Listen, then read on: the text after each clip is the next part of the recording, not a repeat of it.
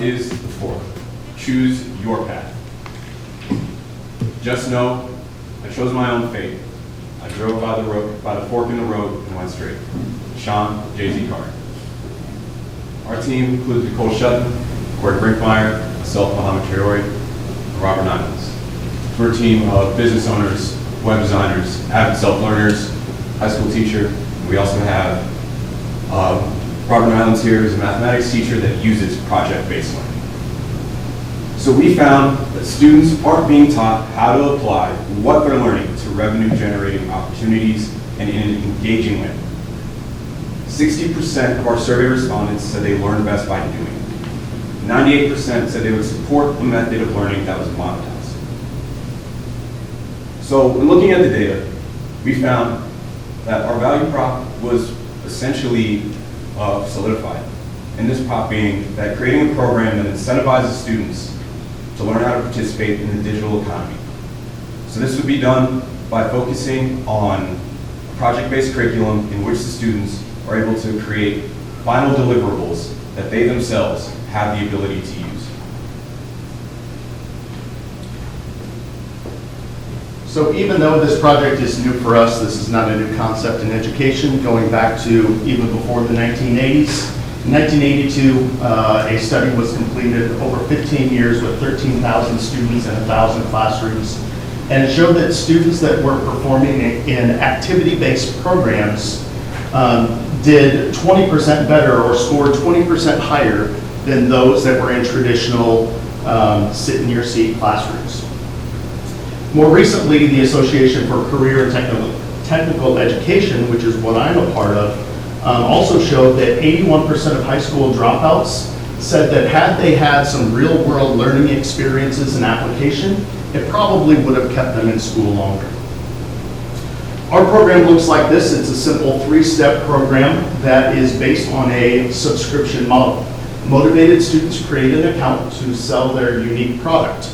The subscription is $7 per month, and that $7, or the total cost of the product rather, is offset by ad revenue, by business sponsorships, by grants, and by donations.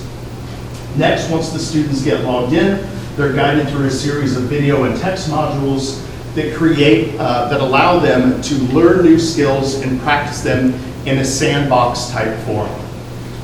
And then third, students can learn to generate revenue by selling their own items, or even potentially do it the same and make more money for themselves. A quick mock-up here shows you that we have a playlist of the project here, which in this case is based on e-commerce. So the students can start and stop when they want. They can resume and pick up where they left off. And where it says start here is where our video would be embedded. That video, once again, would have advertisements built into it to help, again, offset the costs. If the student already feels like they have an understanding or knowledge of that area, they can simply start and stop or pause. They can go and perform the activity and practice it, and if they need to, they can come back to it. Our e-commerce project looks like this. Basically 4 steps. You've got hosting, you've got setting up a point of sale system with Shopify, you've got a product development course, and then you also have a management of your online store.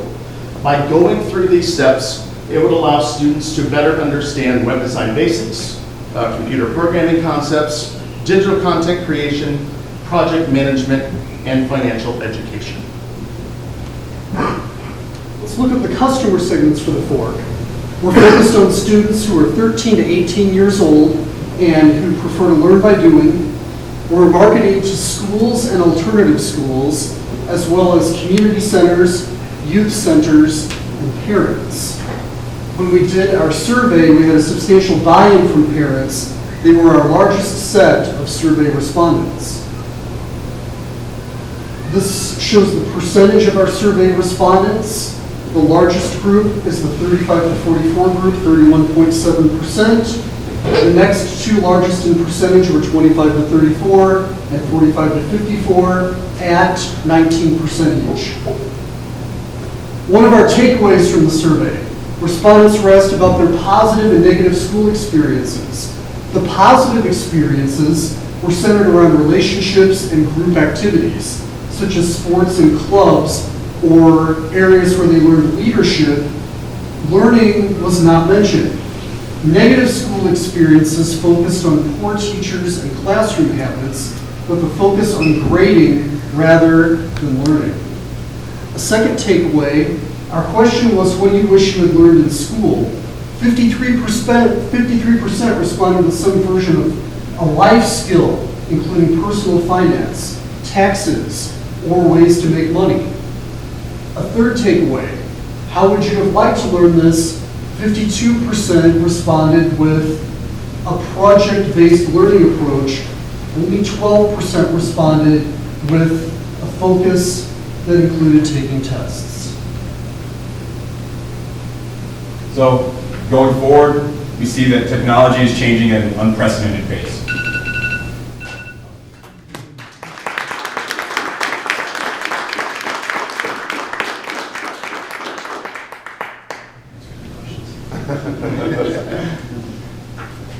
Questions? Sure. So can you just say a little bit more about where that data came from? Yeah, we did surveys throughout the day yesterday and even collecting them through the night, last night. We had 63 respondents. I reached out to some former students that either graduated recently or will be seniors in school this year. Reached out to some educators on an educator Facebook platform, as well as just my own social media channels. Rob and Mo, you want to talk a little bit about? And so I created a survey with a service called Typeform, and what you can do with them is customize the workflow. So depending on if they chose student, parent, or teacher, I was able to make it so that they could skip a certain set of questions and only answer the ones applicable to them. Additionally, for the multiple choice questions or the multi-answer questions, made sure that they were randomized in every single survey so that they weren't seeing them in a consistent order and they truly had to search for the answers that they wanted to get.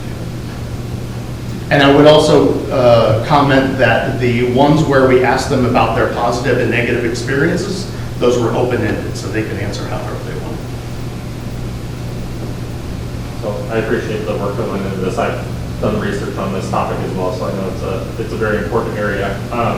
One question about the prototype was around your survey feedback. You got a lot of feedback around people liking group work, collaboration.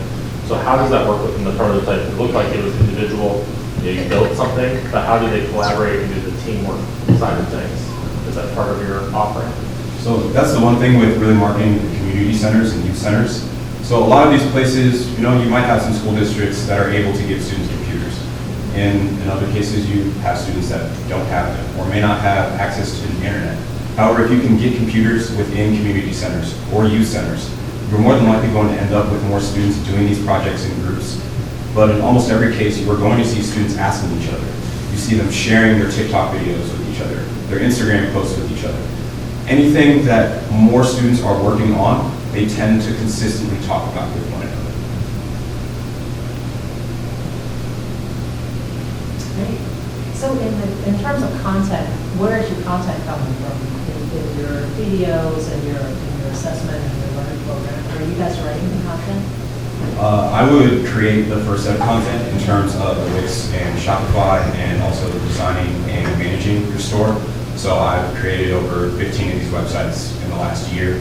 And when it comes down to it, knowing that these students can at least do one within a year, it really does not take very much time once you do one or two of them. And when it comes down to it, you can do it with Zoom, live stream it yourself as well to show other people. Save those videos, and then the other thing we can do is take some content from other sources that are open source and also have those as other outlets just in case students want to look through it. And the other thing we really want to do is have surveys at the end of each module so students can say what worked, what didn't work, the questions that they have. If there are consistent things that come up that provides opportunity to make another short video or an FAQ section of this is how this is done, or this is how this is done, to make sure that those questions are continually answered.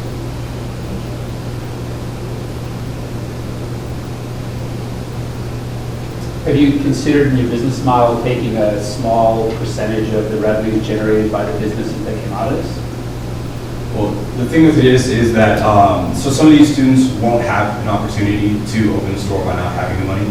So we will also be hosting Wix websites and Shopify websites on enterprise plans, so they can sell goods and items through there.